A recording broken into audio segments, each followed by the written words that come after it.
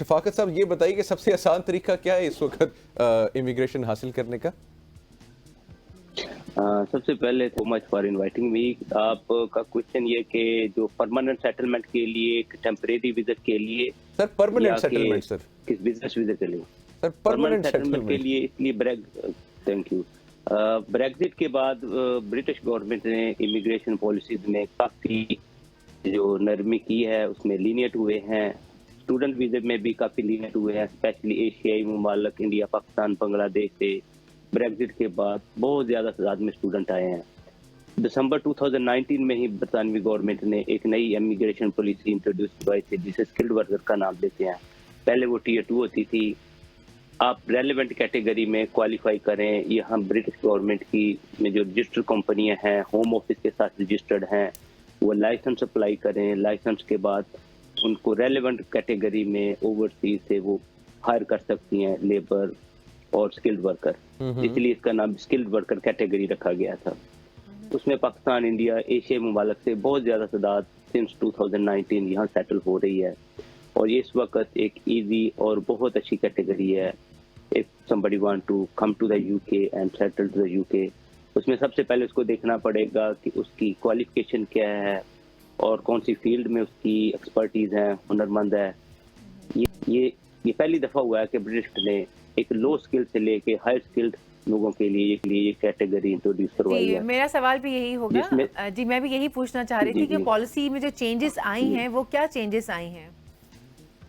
جی پہلے ہوتا تھا یہ ہائیلی اسکلڈ کیٹیگری ہوتی تھی. جو ہائیلی اسکلڈ مائیگرنٹ ہیں ان کی ہائیلی کوالیفیکیشن ہے، ہائیلی ارننگ ہے، وہ ہوتی تھی. اس میں لو اسکلڈ آپ دیکھیں ایک پلمبر بھی آ سکتا ہے، ایک باربر بھی آ سکتا ہے، ایک ویٹر بھی آ سکتا ہے اور ایک شیف بھی آ سکتا ہے. یہ اس میں اور کنسٹرکٹر میں جو برکس ورک کرتا ہے وہ بھی ایک آ سکتا ہے، فٹر بھی آ سکتا ہے، پلمبر بھی آ سکتا ہے. تو جیسے دوسرا ہم نائی بھی کہتے ہیں وہ بھی ایک آ سکتا ہے. اس کے لیے صرف منیمم جو ریکوائرمنٹ ہے انگلش لینگویج ہے، آئلٹس کرنا ہے اس کو، جس میں منیمم پوائنٹ اس کے 4 پوائنٹ بھی ہونے چاہیے. اس کے ساتھ ساتھ اپر اسکلڈ بھی ہے، ڈاکٹر بھی ہیں، انجینئر بھی ہیں، نرسز بھی ہیں، لائر بھی ہیں. جی ویسے تعلیم کے حصول کے لیے زیادہ موضوع ہے برطانیہ یا پھر نوکری کے حوالے سے دیکھا جائے تو؟ اب دیکھیں یہ آپ کی اپنی چوائس ہے. اگر تو آپ ہائیلی ایجوکیشن کے لیے آنا چاہتے ہیں، آپ کا ایجوکیشن ہے وہ بھی، یہ کنٹری بیسٹ کنٹری ہے. آپ کو پتہ ہے ایشیا کنٹری میں ہم کالونی رہے ہیں، برٹش کالونی. اس لیے جتنے بھی ابھی تک ہمارے ایکسپیرینس کے مطابق انڈیا، پاکستان، ساؤتھ ایشیائی ممالک ہیں، ان کی مین ڈریم ہوتی ہے کہ وہ برطانیہ سے اعلیٰ ایجوکیشن حاصل کریں. ہم بھی اعلیٰ ایجوکیشن کے لیے آئے تھے اور یہاں سیٹل ہو گئے ہیں. اور اگر آپ صرف ایجوکیشن پرپز کے لیے آتے ہیں تو ایجوکیشن کیٹیگری بھی ہے اور بہت لینیت ہے، بہت ایزی ہے آنا آج کل وہ بھی. اور اگر آپ نے پرماننٹ ورک کے لیے آنا ہے، ورک ویزے پہ آنا ہے، پرماننٹ سیٹل ہونا چاہتے ہیں، وہ بھی کیٹیگریز ہیں. دونوں یہ آپ کی چوائس آپ جس میں. اچھا شفاقت صاحب یہ بتائیے کہ یہ بتائیے گا پلیز کہ جو اسٹوڈنٹس ہیں جو کہ باہر آنا چاہ رہے ہیں تعلیم کے حصول کے لیے، اب وہ کالجز میں بھی جا سکتے ہیں، انسٹیٹیوٹس میں بھی جا سکتے ہیں، یونیورسٹیز میں بھی جا سکتے ہیں. جیسے کہ اگر پاکستان کی بات کریں، پاؤنڈ کا ریٹ بہت زیادہ ہے. جو پہلے 20 میں 25 میں باہر جا رہے تھے اب وہ 50-60 میں جا رہے ہیں. اس کے بارے میں بتائیں کہ ایزی وے آؤٹس کیا ہیں؟ کیا کالجز، انسٹیٹیوٹس میں ایڈمیشنز مل سکتے ہیں، پاسبلٹی ہوتے ہیں؟ جی وہی آج آپ کا کوالیفیکیشن کیا کورس سے کورس آف اسٹڈی میں آنا چاہ رہے ہیں. یہ موسٹلی کالجز برٹش گورنمنٹ نے بند کر دیے تھے 2012 کے بعد کہ چونکہ وہ اسٹوڈنٹ سے پرائیویٹ کالجز ہوتے تھے، وہ فیسیں لے لیتے تھے، کلاسز نہیں لیتے تھے، اسٹوڈنٹ ادھر آ کے ذلیل ہوتے تھے. پھر انفارچونیٹلی کچھ پروڈنٹ لوگ تھے، انہوں نے کالج بند کر دیے. لاکھوں اسٹوڈنٹ ادھر آ گئے، وہ بیچارے رل گئے ادھر آ کے، نہ یونیورسٹی ان کو ایڈمیشن دے رہی تھی. اس لیے برٹش گورنمنٹ وہ پرائیویٹ کالجز انہوں نے میکسیمم بند کر دیے ہیں. ہم انہوں نے ایک اسٹینڈرڈ سیٹ کر دیا ہے، کسی نے اگر کالج انرول کروانا ہے اس کا یونیورسٹی کے ساتھ ایفیلیشن ہوگی اور اس کا یہ اسٹینڈرڈ ہوں گے. اس کے بعد موسٹلی کالج 99% بند ہو گئے ہیں. اب یونیورسٹیز ہیں اور ہائر لیول کے کالجز ہیں جو اتھورائز بائی گورنمنٹ ہیں، وہ بہت کم ہیں. آلموسٹ ان کی فیسز برابر ہی ہیں. تو اس لیے میں ریکمینڈ کروں گا اگر آپ آنا چاہتے ہیں کہ اچھی یونیورسٹی میں اپلائی کریں، تھرو یونیورسٹی ہی آئیں. فیس میں اتنا ڈفرینس نہیں ہے. اچھا امیگریشن میں ویسے کیا ڈیفیکلٹیز آتی ہیں جنرلی ہمارے ایشیائی کنٹریز جو ہیں ان میں کنسلٹر ہوتے ہیں، بیٹھے ہوتے ہیں، وہ پراپر گائیڈ نہیں کرتے. ہوم آفس کی گائیڈ لائن جو سیٹ امیگریشن رولز ہیں ان کو فالو نہیں کرتے. بینک اسٹیٹمنٹ میں ان کی پرابلمز آتی ہیں، بینک اسٹیٹمنٹ پراپرلی مینٹین نہیں ہوتی. ڈاکومنٹیشن میں پرابلم ہوتی ہے، وہ as per home office rules اور گائیڈنس وہ ڈاکومنٹ وہ اٹیچ نہیں ہوتے. اس کے ساتھ ساتھ انگلش لینگویج میں بہت سارے انگلش لینگویج کورسز ہیں، اگر وہ ریلیونٹ کورس بھی نہیں ہے اس کی وجہ سے بھی ریفیوزل ہو سکتی ہے۔ ویسے اگر کوئی بزنس کے حوالے سے برطانیہ میں سیٹل ہونا چاہتا ہے تو اس کے لیے کیا ہے امیگریشن، اور اس کے لیے آگے ڈیفیکلٹیز کیا آتی ہیں، اور کتنا ٹائم لگ جائے گا اس کو پاکستان سے وہاں پر شفٹ ہوتے ہوتے اور بزنس سیٹل کرتے کرتے؟ ابھی یہ لاسٹ 2 منتھ میں برٹش گورنمنٹ اسکلڈ ورکر کی کیٹیگری میں ایک سب کیٹیگری انٹروڈیوس کروائی ہے، سیلف اسپانسرشپ اسکیم ہے کہ اگر آپ ویل نون بزنس مین ہو، آپ کا بزنس میں آپ کا کافی ایکسپیرینس ہے، آپ یہاں ایک برٹش پارٹنر کو لے کے کمپنی بنا سکتے ہیں۔ اس کمپنی میں جو اوورسیز پارٹنر ہوگا، فار ایگزامپل وہ پاکستان سے as a business man settle ہونا چاہتا ہے، اس کو یہاں برٹش ایک پارٹنر رکھے گا، کمپنی اپنے نام کی بنائے گا، اور 95% پاکستانی جو بزنس مین ہے وہ شیئر ہولڈر ہوگا، اور جو برٹش پارٹنر ہے وہ 5% ہوگا۔ اس بیس پہ وہ اپنی کمپنی کا لائسنس اپلائی کرے گا ایز اے اسپانسرشپ لائسنس۔ اسی اپنی ہی کمپنی میں جب لائسنس یہاں سے ہوم آفس سے مل جائے گا، وہ ایز اے ڈائریکٹر سیلف اسپانس کر کے اسی کمپنی میں یہاں مین ڈائریکٹر کو جوائن کر سکتا ہے، اپنا بزنس کر سکتا ہے۔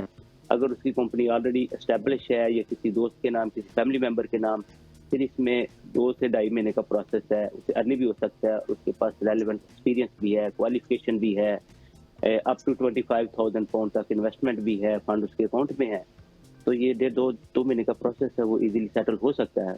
اچھا، ویری نائس ویری نائس۔ اچھا شفاقہ صاحب، یہ بھی بتائیے گا کہ یو کے کے علاوہ بھی آپ کچھ کنٹریز کو ڈیل کر رہے ہیں امیگریشن کے حساب سے، اسٹوڈنٹس کے حساب سے، ان کے بارے میں انفارمیشن آپ پرووائڈ کر سکتے ہیں کہ easiest access to immigration Europe میں یا یو ایس والی سائڈ پہ یا پھر آپ کی آسٹریلیا نیوزی لینڈ والی سائڈ پہ؟ اس وقت جو پورے یورپ میں سب سے ایزیسٹ پہ یو کے ہے۔ یو کے آپ کو پتہ ہے، اور یہاں سیلری ریٹ اچھا ہے، منیمم ویج اچھی ہے۔